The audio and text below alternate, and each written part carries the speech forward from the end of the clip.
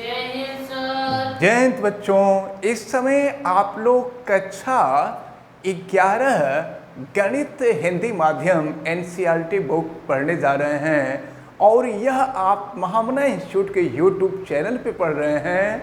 अध्याय 2 संबंध एवं फलन यानी रिलेशन एंड फंक्शंस के विविध प्रश्नावली को हम लोग पढ़ने जा रहे हैं। तो ये जो रिलेशन एंड फंक्शन का चैप्टर है, इस चैप्टर से संबंधित जो जितनी प्रश्नावलियाँ थी उन प्रश्नावलियों को हम लोग बहुत विधिवत पढ़े हैं और आज हम लोग देखने जा रहे हैं कि विविध प्रश्नावली का क्वेश्चन नंबर 1 कैसे सॉल्व होगा। एक चीज़ मैं आपको बता दूं कि विविध प्रश्नावली में से भी बोर्ड के एग्जाम में बहुत क्वेश्चन पूछे जाते हैं, तो इनको भी हमको खूब अच्छी तरह से तैयार करना है और अच्छी तरह से समझना है।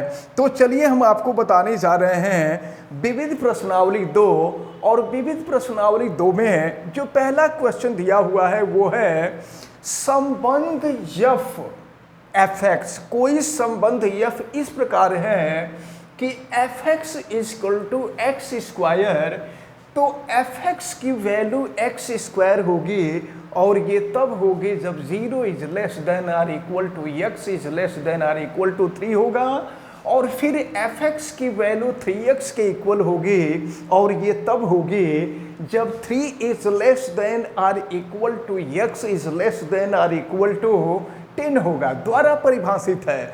और एक दूसरा फलन दिया हुआ है और दूसरा फलन यहाँ पे g है और g को डिफाइन किया हुआ है cx is equal to x square, 0 is less than or equal to x is less than or equal to 2, यानी gx की वैल्यू एक्स स्क्वायर तब होगी जब ये कंडीशन होगी और gx की वैल्यू 3x के इक्वल तब होगी जब 2 is less than or equal to x is less than or equal to 10 होगा।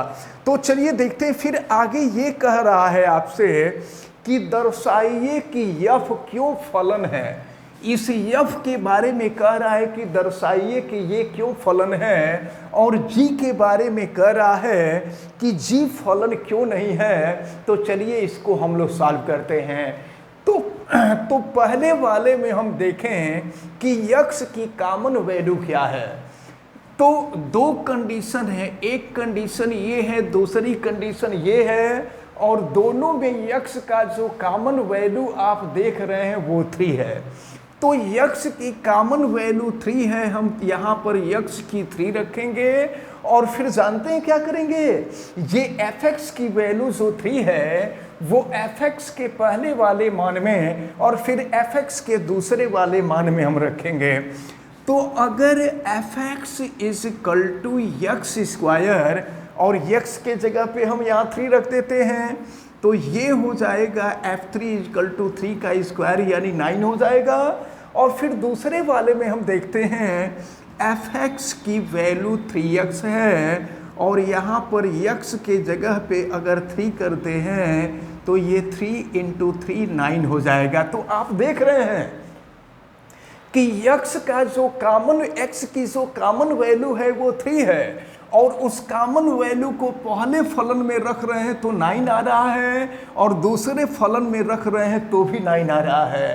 तो कह देंगे कि अतः यफ एक फलन है। यहाँ लिख दिया जाएगा कि अतः यफ एक फलन है, और ये फलन इसलिए है क्योंकि यक्स का मान जब दोनों फलनों में रख रहे हैं तो दोनों फलनों की वैल्यू सेम आ रही है, इसलिए फलन है। अगर ये वैल्यू सेम नहीं आती तो ये फलन नहीं होता।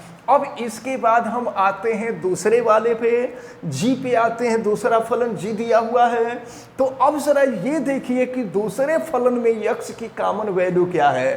तो दूसरे में देखें यहाँ यक्स की मैक्सिमम वैल्यू 2 है और यहाँ यक्स की मिनिमम वैल्यू 2 है, यानी यहाँ पर यक्स की जो कॉमन वैल्यू है 2 है और इसको हम दोनों फलनों में बारी बारी से रखते हैं। तो पहले अगर हम g x is equal to x square ले रहे हैं और एक्स के जगह पे हम 2 रख रहे हैं तो देखिए क्या मिलेगा, g2 इजकल टू 2 का स्क्वायर यानी 4 हो जाएगा। और इसके बाद फिर दूसरे वाले में हम रखते हैं और दूसरे वाले में हम देख रहे हैं कि gx की वैल्यू 3x है और यहाँ पे हम x के जगह पे 2 रख दें तो g2 इक्वल टू 3 इंटू 2, तो 3 इंटू 2 की जो वैल्यू हो जाएगी 6 हो जाएगी। तो ज़रा ध्यान दीजिएगा आप, यहाँ पर x इक्वल टू 3 के लिए दोनों की वैल्यू सेम आई थे, लेकिन यहाँ पर x इक्वल टू 2 के लिए एक वैल्यू 4 आ रही है और दूसरी वैल्यू 6 आ रही है। अगर ये दोनों सेम हो जाता तो फलन होता, लेकिन सेम नहीं है इसलिए फलन नहीं है। तो अब लिख देंगे यहाँ कि अतः g एक फलन नहीं है। तो इस क्वेश्चन में आपसे यही पूछा जा रहा था कि दर्शाइए कि क्यों f एक फलन है और g एक फलन नहीं है। चलिए अब हम देखते हैं क्वेश्चन नंबर 2 को।